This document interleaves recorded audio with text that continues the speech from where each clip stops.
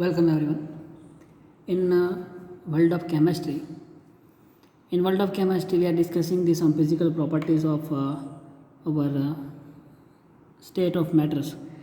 જે મૂળભૂત ત્રણ અવસ્થાઓ છે ઘન પ્રવાહી વાયુ એની અંદર પ્રવાહી અને વાયુઓ વિશે અથવા તો ઘન પદાર્થ વિશે from last few session we are discuss the physical properties ભૌતિક ગુણધર્મોની આપણે ચર્ચા કરી રહ્યા છીએ. એ ફિઝિકલ પ્રોપર્ટીઝની અંદર today we are see another physical properties and that is the અભિસરણ ઓસ્મોસિસ.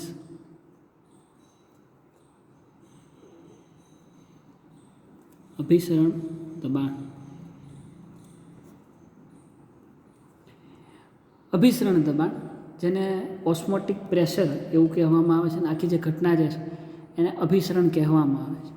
સો અભિસરણ દબાણની અંદર આપણે એન્ટર થઈ પહેલાં આઈ ગીવ યુ વન સચ અ રેગ્યુલર એક્ઝામ્પલ. એક જનરલ એક્ઝામ્પલ તમને હું આપું. આપણા ઘરે જ્યારે આપણે ચા બનાવીએ છીએ when we are make the tea, so to form the tea, ચા બનાવવા માટે આપણે એની અંદર પહેલાં તો ચા એડ કરીએ છીએ, દેન શુગર, ખાંડ એડ કરીએ છીએ, then water H2O and last we are adding the milk. છેલ્લે આપણે જે છે એની અંદર મિલ્ક એડ કરીએ છીએ. આ બધી જ વસ્તુ એકસાથે મિશ્ર કરીને એને we are applying the heat. આપણે કેમેસ્ટ્રીના સ્ટુડન્ટ છે એટલે બધી વાતો કેમેસ્ટ્રીની અંદર જ કરીએ. જ્યારે આપણે એની અંદર હીટ એપ્લાય કરીએ, હીટ જ્યારે આને આપીએ છીએ એટલે after the few or 5 minutes we are gate the ultimately T. આપણને ચા જે છે એ મળી જાય છે. પછી એ ચા જે છે એને કોઈ સિસ્ટમ, ફોર એક્ઝામ્પલ આવી એક સિસ્ટમ જે છે, આ પાત્ર જે છે એ પાત્રની અંદર જો આપણે ચાને ગાળવી હોય તો એના માટે આપણે જે અહીંયા ફિલ્ટરનો ઉપયોગ કરીએ એ ફિલ્ટરને આપણે ગળણી તરીકે ઓળખીએ. ગળણી કે જેનેથી આપણે ચાને ગાળી શકીએ. તો આની અંદર પ્રોસેસ શું થાય કે જેવું ચા આપણે આની અંદરથી ગાળીએ એટલે એમાં જે બીજા તત્વો જે છે, ફોર એક્ઝામ્પલ ચા છે, દેન ટેસ્ટ માટે તમે કોઈ એની અંદર આદુ અથવા તો બીજું કાંઈ તુલસી વોટ એવર ઇટ ઇઝ, જે કાંઈ બીજી સાધન સામગ્રીઓ આની અંદર એડ કરી હોય એ બધી જ વસ્તુઓ જે છે અહીંયા ઉપર રહી જશે. જ્યારે ચા જે છે ગળાઈને આ નીચેના પાત્રની અંદર જમા થાય છે. ચા જે છે એ નીચેના પાત્રની અંદર જમા થાય છે. તો આ જે કોન્સેપ્ટ જે છે કે two prevent the flow of sum અનનેસેસરી part, એટલે અનનેસેસરી નથી, આ બધી વસ્તુ નેસેસરી જ છે, ત્યાં સિવાય આપણે એને ચામાં એડ કરીએ છીએ. બટ એ જે વસ્તુ જે છે એનો ખાલી ટેસ્ટ આપણી માટે પૂરતો છે. ઓકે, એનો જે ખાલી ટેસ્ટ આની અંદર ચામાં ભળશે, that is the enough for us. So આ જે બધી વસ્તુઓ છે એના ફ્લો જે આની અંદર આ ચામાંથી આ પાત્રમાં આવતો હોય એ ફ્લોની અંદર આ જે વસ્તુઓ જે છે તુલસી આ એ બધું, પછી ચા જે છે જેને આપણે દેશી ભાષામાં ભૂકી તરીકે ઓળખીએ છીએ, એ બધી જ વસ્તુઓ જે છે એ આ ગળણીમાં ઉપર રહી જાય છે. એનો મતલબ એનો ફ્લો જે છે ગળણી સુધી જ હોય છે. ગળણીથી આગળ ફ્લો થઈ શકશે નહીં. એનો મતલબ અહીંયા સ્ટોપ થાય. તો prevent the flow of unnecessary substance or unnecessary particles during the our system. આપણી જે કોઈ સિસ્ટમ છે એની અંદર આ બધા પાર્ટિકલ્સને અટકાવવા માટે જે કાંઈ ફોર્સ આપણે જે કાંઈ સાધન અથવા તો ઇન્સ્ટ્રુમેન્ટનો ઉપયોગ કરીએ છીએ ત્યારે એ પાર્ટિકલ જે છે એ થોડું ઘણું એમાં પ્રેશરાઇઝ અપોઝ કરે, કારણ કે ઉપરથી ચાનો ફ્લો શરૂ છે અને આ બધા પાર્ટિકલ્સ આની અંદર ધીમે ધીમે જમા થતા જાય છે. તો ઇન શોર્ટ આવી રીતના કોઈ ફ્લો જે છે એને અટકાવવા માટે જે કાંઈ પદ્ધતિ જે છે એને આપણે ઓસ્મોસિસ કહીએ છીએ. One type of osmosis, not exactly osmosis. Exactly તેને ઓસ્મોસિસ ન કહેવાય, પણ ટાઈપ ઓફ ઓસ્મોસિસ જે છે આવું કંઈક છે. So we are taking this example as a reference. આ એક્ઝામ્પલને આપણે રેફરન્સ તરીકે લઈએ. Now let us see the our અભિસરણ દબાણ. હવે આપણે કેમિસ્ટ્રીની અંદર અભિસરણની જો વાત કરીએ તો આ જ કોન્સેપ્ટનો ઉપયોગ કરીને કે બે જુદી જુદી સાંદ્રતા ધરાવતા દ્રાવણો જે છે એને એકબીજાના સંપર્કમાં લાવવા. એટલે કે કોઈ એક દ્રાવણ છે, ફોર એક્ઝામ્પલ શુગર એટલે ખાંડ જે છે, આપણી પાસે એ ખાંડનું સાંદ્ર દ્રાવણ છે. એક દ્રાવણ છે એ સાંદ્ર દ્રાવણ છે અને બીજું આપણી પાસે છે વોટર. આ વોટર જે છે એ મંદ દ્રાવણ છે. એટલે કંઈ સમજાણું નહીં, ચાલો આઈ કેન એક્સપ્લેન યુ. ખાંડનું દ્રાવણ જે છે એ આપણે બનાવ્યું છે શુગર એટલે કે ખાંડ પ્લસ વોટરથી. ઓકે, શુગર પ્લસ વોટરથી. એની અંદર ખાંડનું પ્રમાણ વધારે હોય એટલે એ દ્રાવણને આપણે શું કહીએ છીએ? સાંદ્ર દ્રાવણ. એને આપણે સાંદ્ર દ્રાવણ કહીએ છીએ. જ્યારે આની અંદર આ બીજું દ્રાવણ જે છે એની અંદર ખાંડના મોલેક્યુલ્સ છે જ નહીં. It means no sugar, only water is there. એનો મતલબ એમાં ખાંડ નથી, એટલે મંદ દ્રાવણ આપણે કહી શકીએ. અથવા તો એવું ન સમજાતું હોય તો ફોર એક્ઝામ્પલ આની અંદર 10 ચમચી ખાંડ ને પ્લસ પાણી છે, જ્યારે આની અંદર 1 ચમચી ખાંડ અને પાણી છે. એવું પણ ઉદાહરણ તરીકે લઈ શકીએ. પણ પોઈન્ટ ઇઝ દેટ કે આની અંદર ખાંડનું પ્રમાણ વધારે છે અને આની અંદર ખાંડનું પ્રમાણ જે છે એ ઓછું છે. હવે આ બે અલગ અલગ સાંદ્રતા ધરાવતા દ્રાવણને જ્યારે આપણે એકબીજાના સંપર્કમાં લાવીએ તો according to our thermodynamics, second law of thermodynamics, કે જ્યારે સેકન્ડ લો ઓફ થર્મોડાયનેમિક્સ, એની ઉપરથી આપણે એવું કહી શકીએ છીએ કે જ્યારે બે અલગ અલગ સાંદ્રતા ધરાવતા દ્રાવણ અથવા તો અલગ અલગ તાપમાન ધરાવતા પદાર્થો, અલગ અલગ ઉષ્મા ધરાવતા પદાર્થો, આ બધાને જ્યારે એકબીજાના સંપર્કમાં લાવવામાં આવે છે ત્યારે જે ઉષ્માનું વહન થાય છે, ત્યારે ઉષ્માનું જે વહન થાય છે એ હંમેશા હાઈથી લો તરફ જાય છે, હંમેશા હાઈ ટુ લો. એટલે કે ઊંચા તાપમાનથી નીચા તાપમાન, ઊંચી ઉર્જાથી નીચી ઉર્જા. એવી જ રીતે આપણા દ્રાવણની અંદર આપણે જે ભણીએ એની અંદર સાંદ્ર દ્રાવણથી મંદ દ્રાવણ તરફ જે છે એ ફ્લો શરૂ થાય છે. સાંદ્ર દ્રાવણથી મંદ દ્રાવણ તરફ ફ્લો જે છે એ શરૂ થાય છે. Let us take one example. For example આપણી પાસે કોઈક આવી સિસ્ટમ છે, for example this we have કોઈ એક આવી સિસ્ટમ છે. હવે આ સિસ્ટમ જે છે એ સિસ્ટમની અંદર આપણે એક આવી રચના ગોઠવેલી છે. આની અંદર આપણે ખાંડનું દ્રાવણ ભરેલું છે અને જે આ જે વસ્તુ જે છે એને આપણે કેમેસ્ટ્રીમાં થીસલ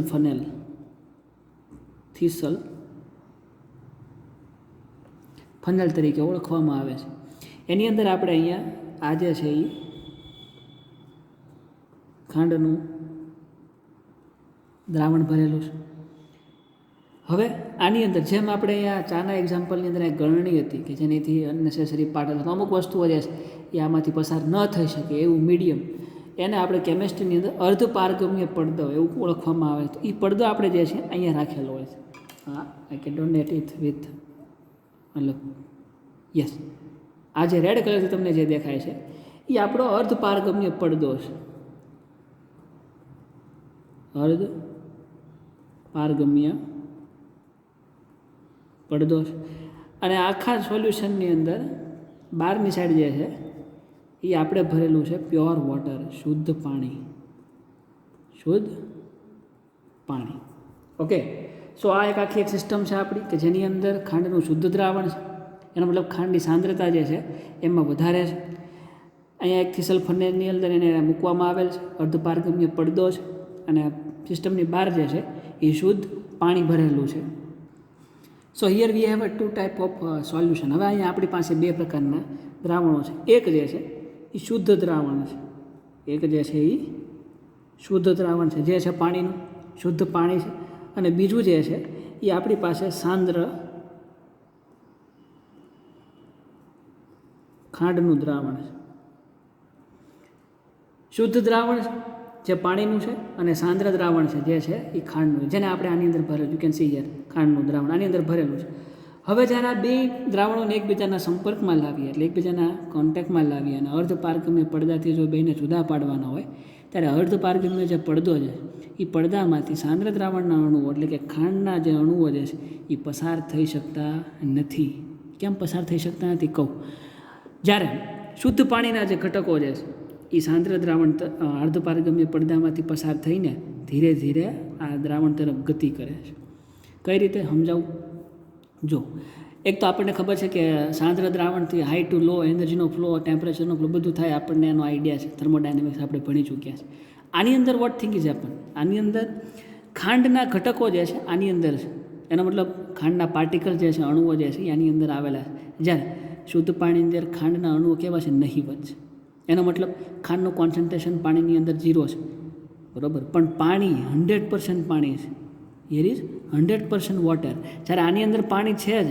આ દ્રાવણ જે આપણે બનાવેલું છે એ દ્રાવણ આપણે શુગર પ્લસ H2, આગળ મેં વાત કરી, here you can C sugar plus water, એનું દ્રાવણ જે છે એની અંદર શુગર એકલું નથી ને પાણી એકલું નથી.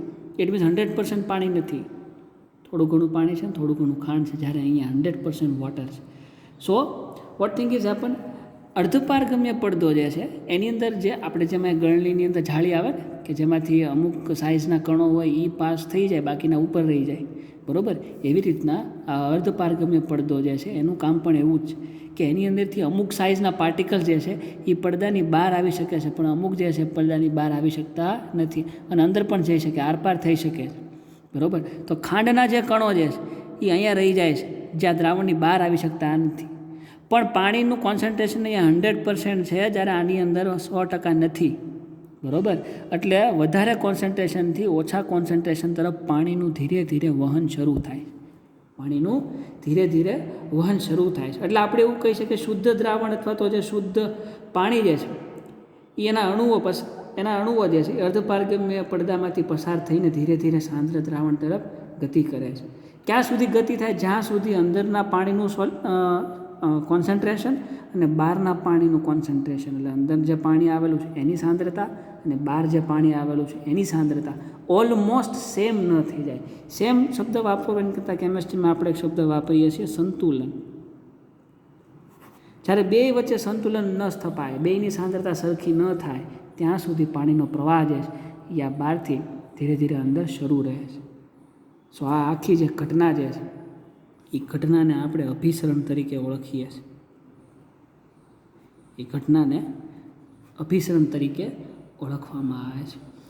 તો બીજું આપણે કન્ક્લુઝન એવું કાઢીએ કે મંદ દ્રાવણની સાંદ્ર દ્રાવણ તરફની જે સ્વયંસ્ફુરિત ગતિ જે છે, સ્પોન્ટેનિયસ ગતિ જે છે એને આપણે અભિસરણ કહેવામાં આવે છે. It is your 1 mark question કે વોટ ઇઝ ધી અભિસરણ, એવું કદાચ એક્ઝામમાં પૂછાય તો you are able to write down the definition કે મંદ દ્રાવણની સાંદ્ર દ્રાવણ તરફની જે સ્પોન્ટેનિયસ ગતિ એટલે કે સ્વયંસ્ફુરિત ગતિ જે છે એને અભિસરણ તરીકે ઓળખવામાં આવે છે. સો આ છે અભિસરણ. પણ આપણે ટૉપિક જે છે એ ટૉપિકનું નામ છે અભિસરણ દબાણ. આપણે જે ડિસ્કસ કરવાનું છે એ અભિસરણ દબાણ વિશે ડિસ્કસ કરવાનું છે. સો અભિસરણ, I think now you have an idea અભિસરણ કોને કહેવાય. Let's see the what is the osmotic pressure. આને આપણે ઓસ્મોસિસ અભિસરણ એવું કહીએ છીએ અને અભિસરણ દબાણ એને આપણે ઓસ્મોટિક પ્રેશર એવું કહીએ છીએ. So now let's understand what is the osmotic pressure. અભિસરણ દબાણ કોને કહેવાય એની જરાક સમજૂતી લઈ લઈએ. સો અભિસરણ દબાણને પણ અહીંયાથી જ આપણે સમજી શકીએ. યુ કેન સી હિયર કે અહીંયા જે શુદ્ધ પાણી જે છે એ અમુક સમય સુધી આની અંદર વહન કરે છે. ક્યાં સુધી વહન? સંતુલન ન સ્થપાય સાથ. એક વખત સંતુલન જ્યારે એસ્ટાબ્લિશ થઈ જાય છે પછી પાણીનો ફ્લો જે છે એ અમુક સમય પછી અટકી જાય છે, બરાબર. સો ધેટ ઇઝ ઓકે. પણ પછી અલ્ટિમેટલી વોટ હેપન કે ધીરે ધીરે પાણી જે છે આ બહારની જે આઉટર સિસ્ટમ છે એમાંથી ધીરે ધીરે અંદરની સિસ્ટમમાં વહી ગયું. એટલે પછી એવું થાય કે અંદર જે આ થીસલ ફનેલ જે છે અંદર જે આ થીસલ ફનેલ છે એની અંદર પાણીનું પ્રમાણ જે છે હવે વધી જશે એઝ કમ્પેર ટુ હિયર, બરાબર. તો હવે પછી એવું પણ થઈ શકે ફરીથી પાણી જે છે પાછી મૂળ અવસ્થામાં આવવાનો પ્રયત્ન કરે તો પાછી આ પ્રોસેસ કન્ટિન્યુ શરૂ રહે. કારણ કે એક તો આપમેળે થતી પ્રક્રિયા છે અને હાઈથી લો સુધી કોન્સન્ટ્રેશનનું વહન થાય આપણને ખબર છે.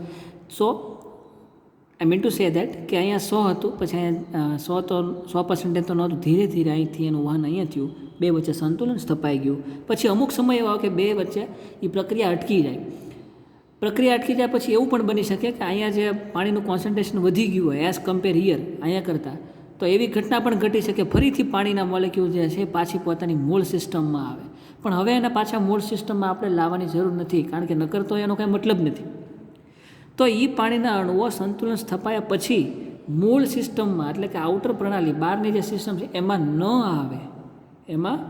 આવે એના માટે જે અહીંયા બળ ફોર્સ ઓફ એટ્રેક્શન અહીંયા ક્રિએટ થાય છે થીસલ ફનેલની અંદર, જે બળ ઉત્પન્ન થાય છે કે બહાર આવવા માટે જે બળ લગાડે છે એ બળને આપણે અભિસરણ દબાણ કહીએ છીએ, જેને કેમિસ્ટ્રીની અંદર જલ દાબ કહેવામાં આવે છે, જેને જલ દાબ તરીકે ઓળખાય છે. એ જે જલ દાબ છે કે જલ દાબ મીન્સ દબાણ which can be created by the જલ મીન્સ વોટર. પાણી દ્વારા જે બળ પ્રેશર ક્રિએટ થાય છે કે બહાર આવવા માટે એને આપણે અભિસરણ દબાણ તરીકે ઓળખીએ છીએ. દેટ ઇઝ કોલ્ડ ધી અભિસરણ દબાણ.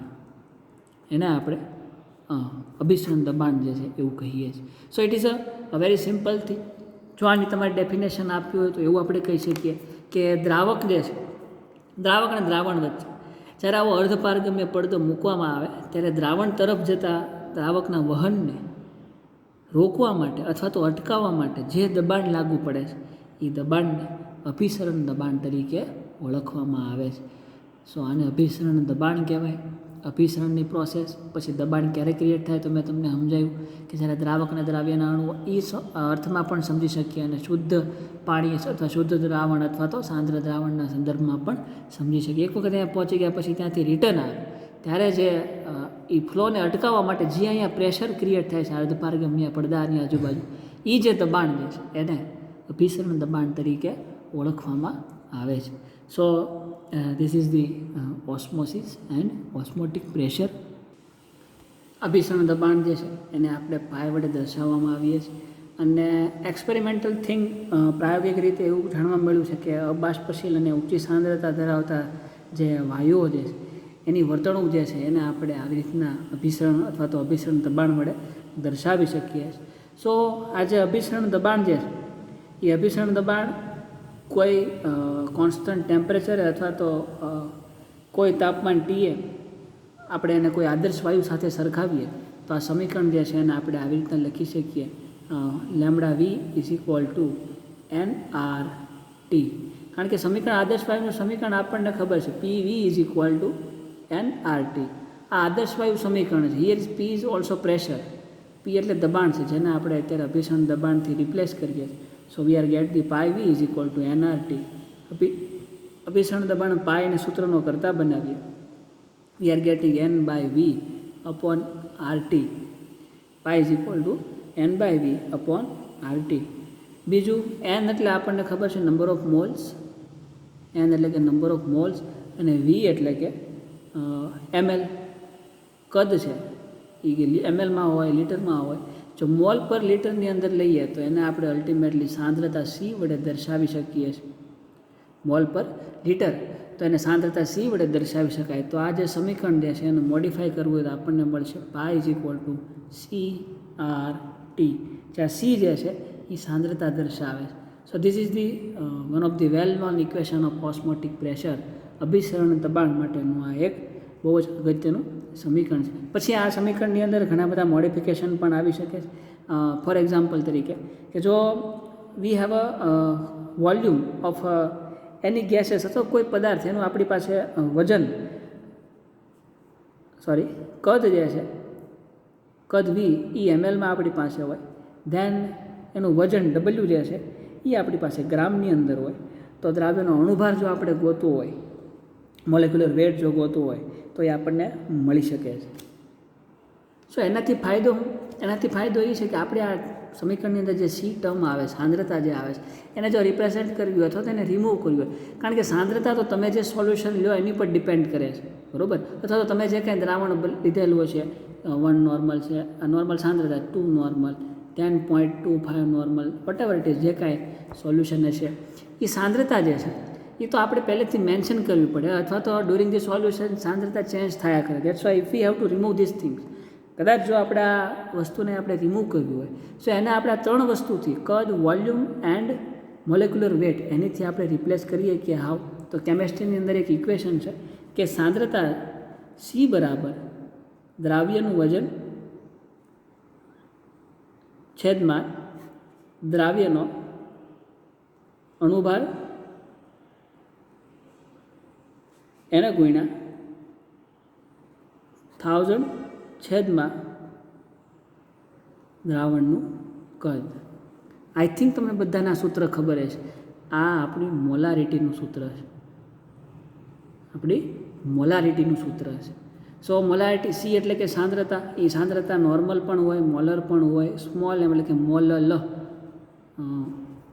1 minute I can write here. n એટલે કે નોર્માલિટી, ધેન m એટલે કે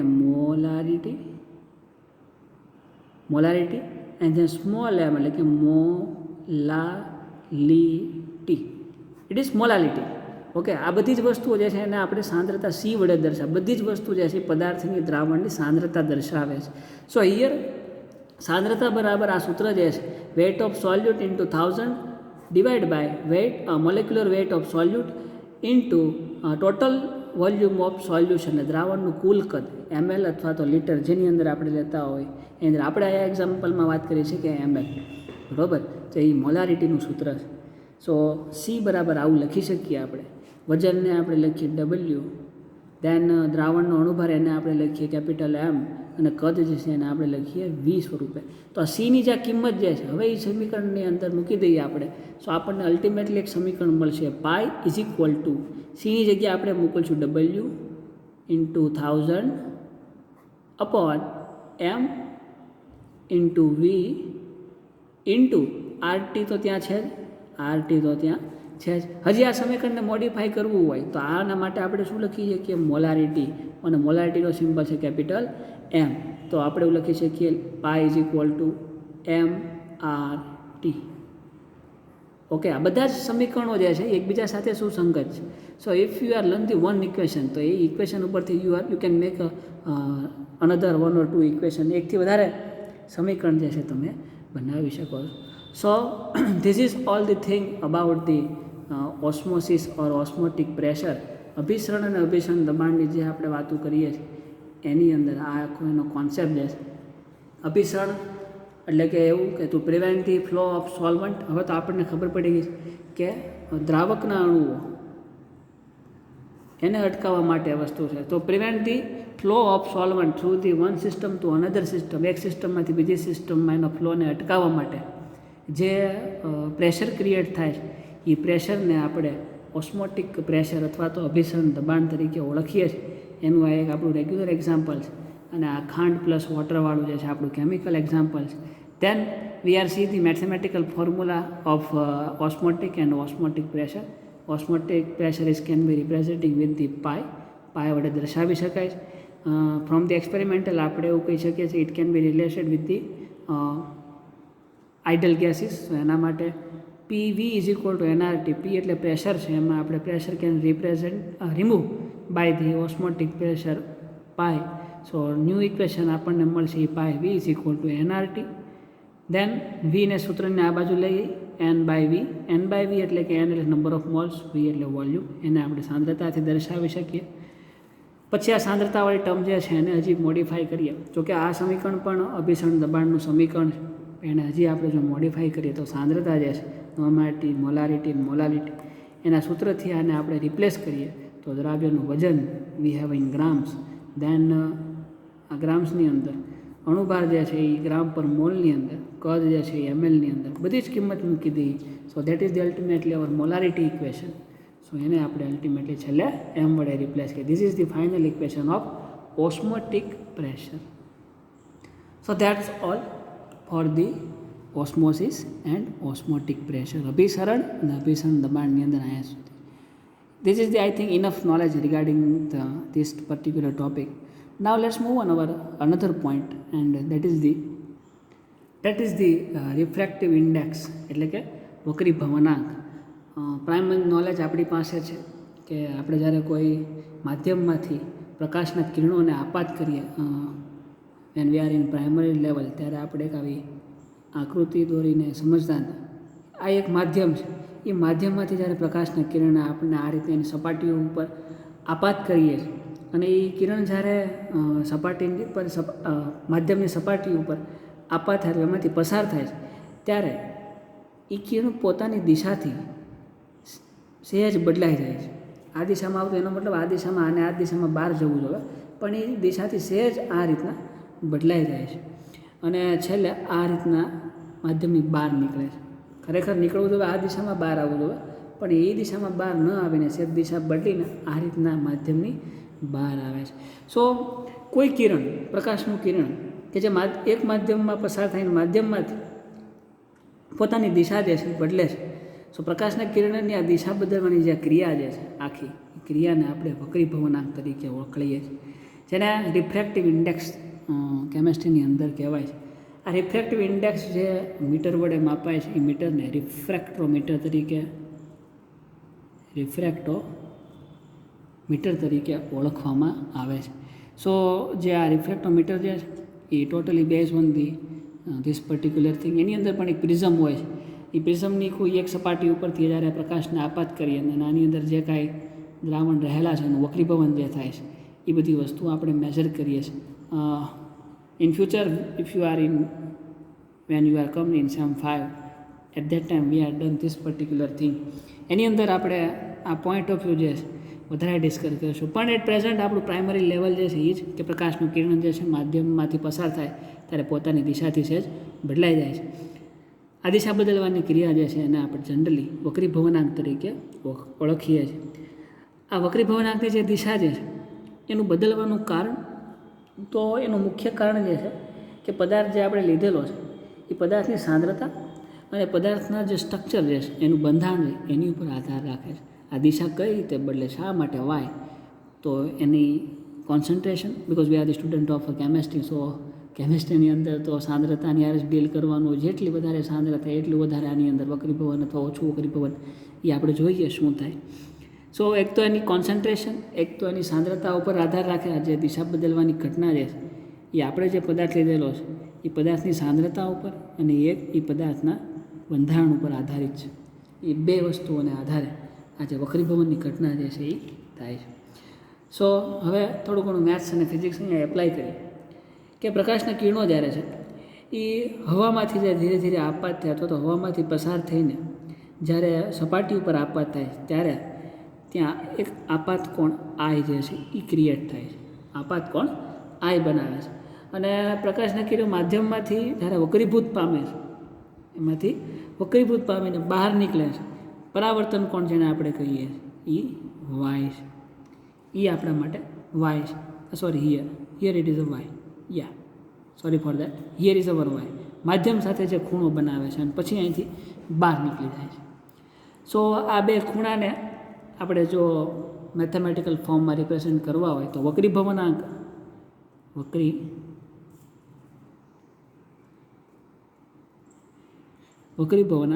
which is can be represented with eta. વક્રીભવનાંક eta is equal to sin I આપાત કોણ ને પરાવર્તન કોણ sin y. બરાબર. I એટલે કે આપાત કોણ અને y એટલે કે વક્રીભૂત કોણ, એટલે કે વક્રીભૂત કોણ. So this is the very simple equation for the our refractive index. વક્રીભવનાંક માટેનું આ એક સિમ્પલ સમીકરણ. એક્ઝામની અંદર જેમ આગળ હમણાં જોયું પાઈ ઇઝ ઇક્વલ ટુ CRT એક આ સમીકરણ, તેન સીની જગ્યાએ આપણે એમ મૂકીએ એટલે પાઈ ઇઝ ઇક્વલ ટુ MRT એક આ સમીકરણ. અને એક સીની જગ્યાએ પહેલાં આપણે જે મૂક્યું હતું પાઈ is equal two W into 1000 upon capital M into volume into RT. આ જે સમીકરણ છે આ બધા સમીકરણોને આધારે એક્ઝામની અંદર દાખલા પણ પૂછાઈ શકે. સો these are the very important equation. આ બધા જ તમારે યાદ રાખવા જરૂરી છે. એમાંનું એક ઇક્વેશન આ વક્રીભવનાંક ઈટા માટેનું પણ છે. ઘણી જગ્યાએ અને ઈટા સ્વરૂપે ન દર્શાવતા સ્મોલ n તરીકે પણ દર્શાવવામાં આવે. સો એક્ઝામની અંદર ઈટા ન હોય ને સ્મોલ n હોય તો કંઈ ગભરાવાની જરૂર છે નહીં. કે પેપર લખતા લખતા ઊભો તો નહીં થઈ જવાય કે ભાઈ અમને તો ઈટા ભણ્યો તો અહીંયા n છે. Okay, you can understand because you are the very intelligent guys, so don't worry about that. Symbolize are the alag but concept are the same. Yeah, representation of the anything is different. I am taking here I and y in some of you have a materials and reference book એની જગ્યાએ અહીંયા x અને y લખેલું હોય, અમુક જગ્યાએ z અને a. It is depending upon you. તમે તમારા નામના અક્ષર પણ લઈ શકો છો, પણ you have to mention it કે I એટલે કે આપાત કોણ અને y એટલે કે વક્રીભૂત કોણ. Okay, so it doesn't matter. Symbolize process is different. Symbol કરવા માટેની પદ્ધતિઓ અલગ અલગ હોય છે, but the concept are the same. Okay, so let's move on. તો આ સમીકરણ ઉપરથી આપણે એવું કહી શકીએ કે વક્રીભવનાંકનું જે મૂલ્ય જે છે એ કિરણ, જે પ્રકાશની કિરણ જે અહીંથી આપાત થાય છે હવામાંથી જ્યારે અહીંયા સપાટી ઉપર આપાત થાય ત્યારને અને માધ્યમમાંથી પ્રકાશનો વેગ જ્યારે માધ્યમમાંથી બહાર આવે ત્યારનો વેગ એના ગુણોત્તરના સમપ્રમાણમાં એવું આપણે કહી શકીએ. કેમ કે જે આપાત કોણ જે છે ક્યારે રચાય છે? જ્યારે કે પ્રકાશનું કિરણ હવામાંથી આવીને જ્યારે અહીંયા સપાટી ઉપર આપાત થાય છે ત્યારે. તો હવામાં પ્રકાશનો વેગ એવું આપણે આને કહી શકીએ. તો આ સમીકરણને આપણે મોડિફાઈ કરવું હોય તો સાઇન I એનો મતલબ આપણે એવું લખી શકીએ કે હવામાં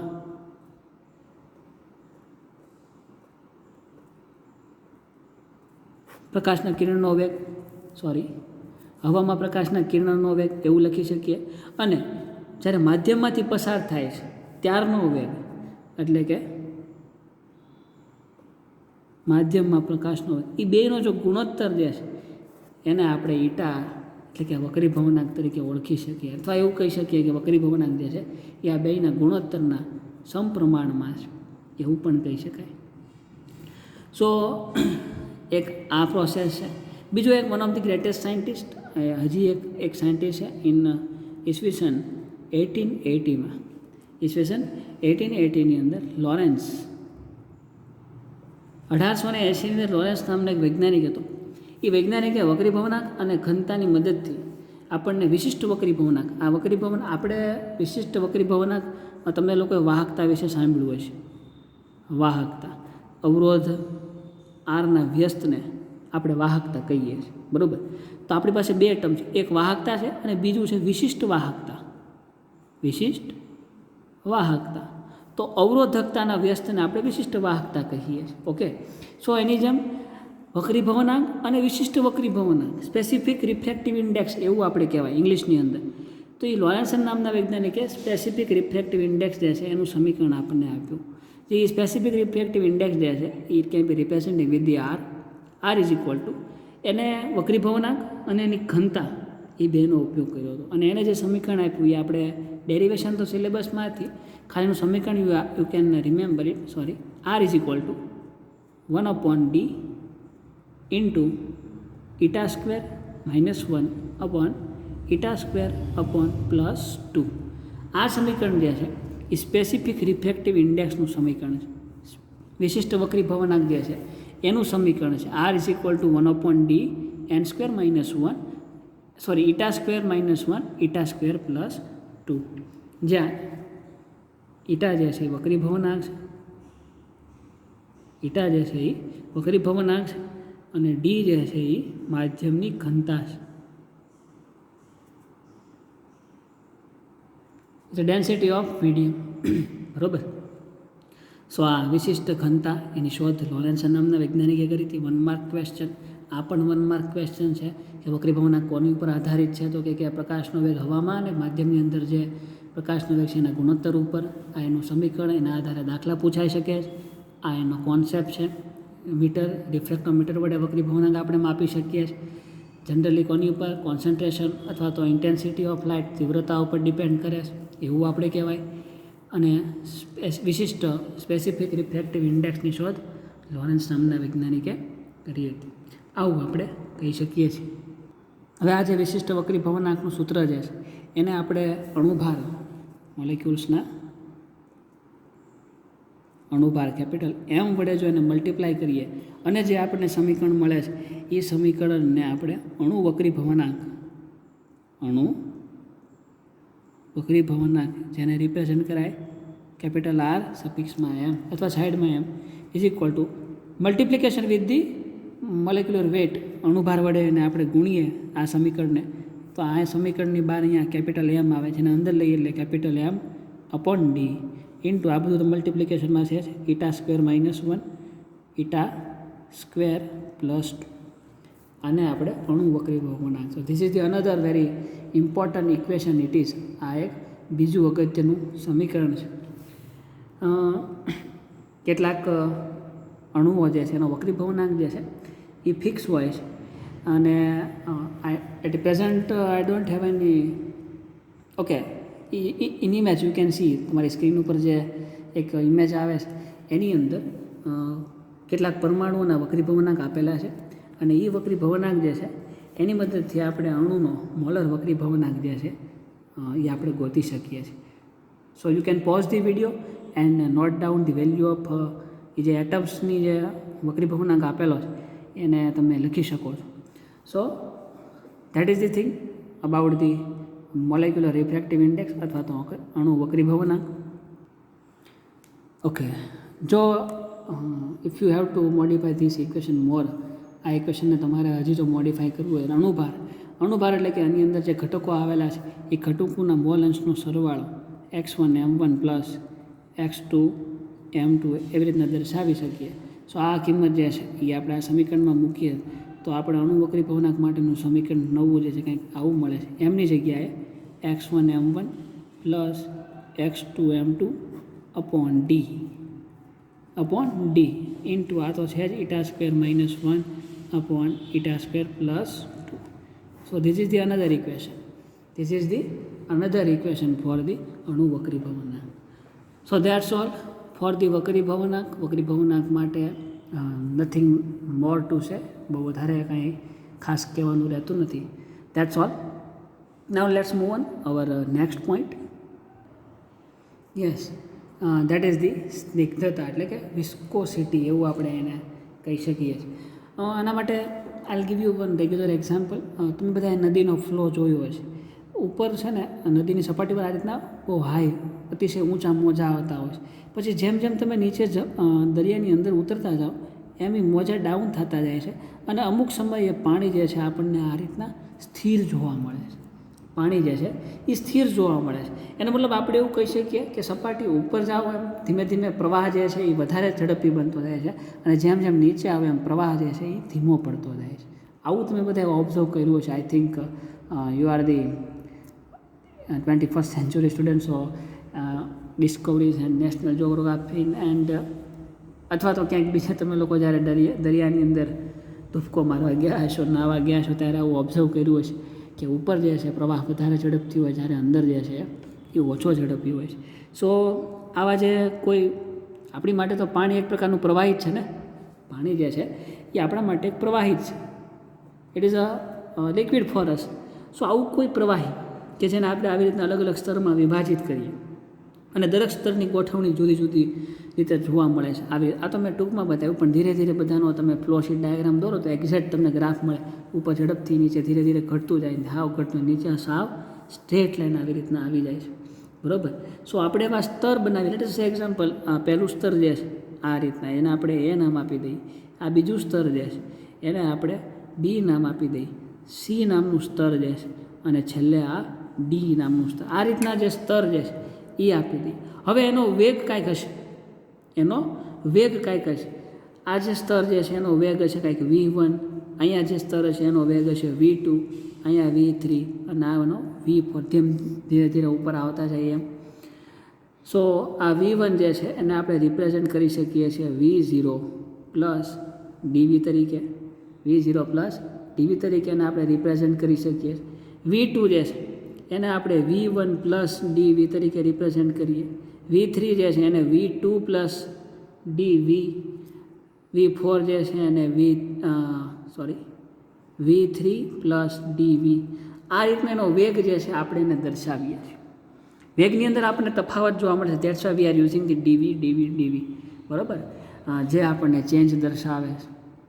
સો કહેવાનો મતલબ તાત્પર્ય એ છે કે જ્યારે આ બધા પ્રવાહી જે છે એ એક કરતાં વધારે પ્રવાહી અથવા કોઈ પ્રવાહીને આપણે આવા અલગ અલગ સ્તરની અંદર વિભાજિત કરીએ અને દરેક સ્તરની જો આવી રીતના ગોઠવણી કરીએ તો બધી જ ગોઠવણી આપણને અલગ અલગ, યુ કેન સી હિયર ને હિયર. અહીંયા તો ડ્રો કર્યું છે મેં આવી રીતના, પણ એ કંઈક આવી રીતના અલગ અલગ જોવા મળે છે. હવે આ બધા જ સ્તર જે છે એનો વેગ જે છે અલગ અલગ હોય છે. બધા જ સ્તર જે છે એ બધા જ સ્તરનો વેગ અલગ અલગ હોય છે. હવે આ સ્તરો જો એકબીજાના સંપર્કમાં આવે તો ઓછો વેગ જેનો હોય, જેમ કે અહીંયા આપણા એક્ઝામ્પલની અંદર અહીંયા જે વેગ ઓછો છે નીચેના સ્તરમાં છે, આ ઓછો વેગ ધરાવતું જે સ્તર જે છે એ વધારે વેગ ધરાવતા સ્તરની અંદર અમુક બળ ક્રિએટ કરે છે, એટલે કે એનો અવરોધ ક્રિએટ કરે છે. એ જે બળ થાય છે એને આપણે અવરોધક બળ કહીએ છીએ. એનો મતલબ કે ફોર એક્ઝામ્પલ તમે 90 km/hની ઝડપે તમે જતા હો અને રોડ ઉપર ને કોઈ એક રસ્તામાં સ્પીડ બ્રેકર આવે અથવા તો ગાય આવે તો તમારી સ્પીડ ઓટોમેટિક ઘટી જાય છે. બરાબર. ગાય જે છે ધીરે ધીરે ચાલતું હોય એટલે એનો પ્રવાહ જે છે આપણી ભાષામાં વાત કરીએ તો પ્રવાહ એનો ઓછો હોય, અથવા તો તમારી આગળ મોટા વ્હીકલ્સ જતા હોય તો એનો પ્રવાહ થોડો ધીમો હોય, એની ગતિ ધીમી હોય તો તમારે ઓટોમેટિક તમારી ગતિને જે છે ધીમી કરવી પડે. ઇટ મીન્સ કે તમારી જે ગતિ છે એની અંદર કાંઈક અવરોધક બળ ઉત્પન્ન થાય, કાંઈક અવરોધ ક્રિએટ થાય એટલે તમે 90 જતા હોય એની જગ્યાએ ડાયરેક્ટ 30 km/h ગતિ કરો છો. કેમ? There are the some resistance. એવું પણ બની શકે વરસાદ આવતો હોય, વધારે પવન આવતો હોય તો પણ તમારી ગતિ જે છે એ ઘટી જાય. બરાબર. તો આ જે બળ ક્રિએટ થાય છે એ કોઈ એક ગુણધર્મને લીધે ક્રિએટ થાય, અને એ જે ગુણધર્મ જે છે એ ગુણધર્મને જ સ્નિગ્ધતા તરીકે ઓળખવામાં આવે છે. અચ્છા, મેં તમને એક્ઝામ્પલ છે હમણાં આપ્યું ગાયનું તમારું, એની અંદર નહીં, આપણે આપણા લિક્વિડ કેમિકલની અંદર આ વાત સમજવાની છે. ઓકે, એ તો ખાલી તમને સમજાવવા માટે હતું. સો એક્ઝામની અંદર આવું લખતા નહીં કે માર્ક નહીં મળે. Okay, let's move on. So આ સ્નિગ્ધતા એ જે ગુણધર્મ જે છે કે જે વધારે જેનો વેગ ઝડપી હોય એ સ્તર ઓછા વેગવાળા સ્તરની કમ્પેરમાં અવરોધ અનુભવે છે, અને એ અવરોધકને જે કારણે ઉત્પન્ન થાય છે એને આપણે સ્નિગ્ધતા તરીકે ઓળખીએ છીએ. જે યુ કેન સી હિયર, આની અંદર પણ દર્શાવું. જો અહીંયા V1 વેગ હતો, એની અંદર ચેન્જ આવે ક્યારે? V0થી V2ની અંદર V1ને લીધે તકલીફ થાય છે, બરાબર. V0 એટલે અહીંયા તો સાવ 0 જે છે ને, પાણી સ્થિર હોય એટલે એનો વેગ, ગાડી તમારી ઊભી છે એક જગ્યાએ ત્યારે એનો વેગ કેવો હોય? 0, જેને આપણે 0 વડે દર્શાવીએ. પછી ગાડી શરૂ થાય એટલે V1 વેગથી V2 વેગથી V3 વેગથી V4, ધીરે ધીરે વેગ જે છે એ વધતો જાય. તમને એમ થાય કે સર તમે નામ અહીંયા ABCD આપ્યા ઉપરથી લાઇનમાં, અહીંયા ઊંધેથી શરૂઆત કર્યું તો ઊંધેથી જ કરવું પડે ને, કારણ કે ગાડી જ્યારે તમારી ઊભી હોય ત્યારે એનો વેગ કેવો હોય? 0, જેને આપણે V0 કહીએ. પછી ધીરે ધીરે વેગ વધે, પહેલો ગેર, બીજો ગેર, ત્રીજો ગેર, ચોથો, ત્યારે એની સ્પીડ ધીમે ધીમે વધતી જાય. પ્રવાહ દરિયામાં નીચે ધીમો હોય પછી ધીરે ધીરે વધતો જાય. તો V0 પછી V1, V0ને લીધે આની અંદર અવરોધ ક્રિએટ થાય અને આપણે કહીએ છીએ V1 dV, જે અવરોધ ઉત્પન્ન થાય છે એ. V1ને લીધે V2માં એટલે V1 પ્લસ dV, V2ને લીધે V3ની અંદર અવરોધ ક્રિએટ થાય એટલે V2 પ્લસ dV, અને V3ને લીધે V4માં અવરોધ ઉત્પન્ન થાય એટલે V3 પ્લસ dV. ઓકે, આ જે ધીમી ગતિ કરતા સ્તર છે એને લીધે ઝડપથી ગતિ કરતા સ્તરની અંદર કાંઈક અવરોધ જોવા મળે છે, જેને આપણે સ્નિગ્ધતા કહીએ છીએ. સો આ એનું એક ગ્રાફિકલ રિપ્રેઝન્ટેશન છે. હવે જો અહીંયા બે સ્તરો વચ્ચે જે છે એનો તફાવત આપણે દર્શાવ્યો છે dVનો, અને બે સ્તરો વચ્ચેનું અંતરને જો આપણે dx વડે દર્શાવીએ, બે સ્તરોના અંતરને dx વડે દર્શાવીએ, તો અહીંયા જે વેગ જોવા મળે છે આપણને, વેગ, જેને આપણે કેમેસ્ટ્રીમાં વેગ પ્રચલન કહીએ છીએ, એટલે કે જે વેગનો તફાવત છે કે એવું કાંઈ જોવા મળે છે, એને આપણે લખી શકીએ dV/dx, dV/dx, બરાબર, સેકન્ડની અંદર, એ પર સેકન્ડ. જો કે આ બે કેન્સલ આઉટ થઈ જાય એટલે dV/dx જ મળશે. એટલે કે પ્રવાહીના સ્તરીય વળની અંદર એકમ લંબ અંતરે રહેલા બે જે સ્તરો વચ્ચેનો વેગમાંનો તફાવત છે એને વેગ પ્રચલન કહેવામાં આવે છે. એકમ સમયની અંદર વહનમાં એકમ લંબ અંતરે, આ અંતર જે છે ને આપણે યુનિટ લઈ લઈએ, એકમ લંબ અંતરે, કારણ કે આ જે બળ જે લાગે છે બધું લંબ રૂપે લાગશે. સો એકમ લંબ અંતરે રહેલા બે સ્તરો જે છે એ બે સ્તરોના વેગનો તફાવત dV, વેગનો તફાવત dV જે છે એ dVને આપણે વેગ પ્રચલન, એની ડેફિનેશન જે છે આપણે આ રીતના આપી શકીએ છીએ, એને વેગ પ્રચલન કહેવાય. હવે જે આ બે સ્તરો વચ્ચે જે બળ ક્રિએટ થાય છે એ બળને જો આપણે F નામ આપીએ અથવા તો F સ્વરૂપે દર્શાવીએ, જે અવરોધક બળ ઉત્પન્ન થાય છે, it can be representing with the F. So here is F is equal two ultimately બળ જે છે એ ક્ષેત્રફળના સમપ્રમાણમાં હોય, એરિયા, તો એ ક્ષેત્રફળ જે છે ABCD જે આ સ્તરો જે છે એના સમપ્રમાણમાં હોય, અને એને આપણે આ વેગ પ્રચલનના સમીકરણથી દર્શાવીએ છીએ. તો જો F જે છે, we can write F is directly proportional to dV/dx, બરાબર. F is equal to dV/dx તરીકે આપણે દર્શાવી શકીએ, જેને અવરોધક બળ અથવા તો સ્નિગ્ધતા બળ તરીકે ઓળખવામાં આવે છે. સો ધીસ ઇઝ ધી સ્નિગ્ધતા માટે બહુ કંઈ ખાસ, જોકે સ્નિગ્ધતા એટલે તો એક અર્થ એનો એવો થાય કે ઘટતા, કારણ કે viscosity, it means viscosity, generally સ્નિગ્ધતા એટલે એને વિસ્કોસિટી આપણે કહીએ છીએ, વિસ્કોસિટી તરીકે ઓળખીએ છીએ. પણ વિસ્કોસિટી આ ટર્મ્સની અંદર પણ આપણે મેજર કરી શકીએ છીએ, અને I suggest you can show the viscometer. તમે ગૂગલની અંદર વિસ્કોમીટર જે છે સર્ચ કરીને યુ કેન ઓબ્ઝર્વ. વિસ્કોમીટર નામનું એક ઇન્સ્ટ્રુમેન્ટ આવે છે, એનાથી તમે કોઈ પણ દ્રાવણની વિસ્કોસિટી જે છે એ માપી શકો છો અત્યારે એડવાન્સ યુગની અંદર. પણ કોન્સેપ્ટ જે છે વિસ્કોસિટીનો એ આપણને અહીંથી ઉત્પન્ન થાય છે. ખરેખર તો આને વિસ્કોસિટી કેવું એના કરતાં સ્નિગ્ધતા બળ કેવું વધારે યોગ્ય લાગે આ ટોપિકને, પણ તમારા સિલેબસની અંદર વિસ્કોસિટી એટલે આવું કંઈક કીધું છે. So I think from my point of view it is not viscosity. આ વિસ્કોસિટી નથી, it is just the force જે અહીંયા બળ ક્રિએટ થાય છે, સ્નિગ્ધતા બળ છે, વિસ્કોસિટી ફોર્સ એવું આપણે કહી શકીએ, એવું કહી શકાય. But this is not exact viscosity. So exact viscosity જે છે એની ચર્ચા આપણે કોઈ દી નેક્સ્ટ ટાઈમ કરીશું, અથવા તો if I am not work on that point then you can also see with your own self. તમે તમારી જાતે પણ જોઈ શકો છો. You can search the viscometer and you find the what is the viscosity. Viscosity એટલે શું તમને ખરેખર ખબર પડે છે. So that's all. આની પછી આપણો જે નેક્સ્ટ ટોપિક જે છે એ next topic I think it is not necessary to discuss here once again. એ ટોપિકનું નામ છે પ્રકાશ ક્રિયાશીલતા. પ્રકાશ ક્રિયાશીલતા. આ પ્રકાશ ક્રિયાશીલતા છે. આ ટોપિક તમને બધાને ખબર જ છે, તમે લોકો ભણીને આવડ છો. There is a stereo isomerism in ઓર્ગેનિકની અંદર સ્ટીરિયો આઇસોમેરિઝમ આપેલું છે, જેમાં ડી અને એલ નામકરણ એવું બધું આવે છે. વામ ભ્રમણીયન, દક્ષિણ ભ્રમણીયન, something like that. So I provide you soft copy. હું તમને સોફ્ટ કોપી આપીશ. એની અંદર આ પોઈન્ટ ઓલરેડી ડિસ્કસ કરેલો જ છે અથવા તો આપેલો જ છે. એ વાંચીને if you have any doubts then you can tail me, than I take lecture on that particular point. તમે એ તમારા મટિરિયલ્સની અંદર વાંચી લેજો. જો વાંચ્યા પછી if you have find any problem તો you can ask me through the WhatsApp.